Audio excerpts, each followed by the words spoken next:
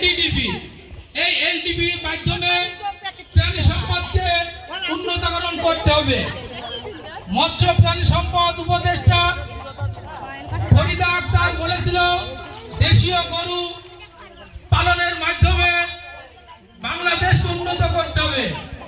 আমরা শুধু হলিস্টাইন ফ্রিজিয়ানের দিকে ঝুঁকব না।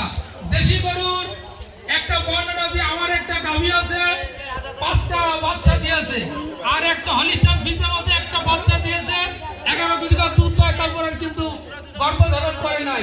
কিন্তু এই দেশি গরুটা 5টা বাচ্চা দিয়েছে। তাহলে চিন্তা করেন, এই দেশীয় গরুটা যদি উন্নয়ন করা যায় তাহলে প্রাণী সম্পদ ও ডেইরি উন্নয়ন আমরা কিন্তু অগ্রসর ভূমিকা রাখবো।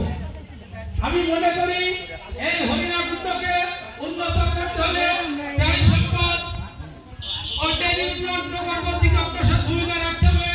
হরিণাকুণ্ড উপজেলা প্রাণী সম্পদ অফিসার উজ্জ্বল কুমার কুণ্ডুকে শক্তিশালী করতে হলে আমাদেরকে তার সহানুভূতি থাকতে হবে এবং আমরা প্রত্যেকে একটা থেকে সুন্দর খামার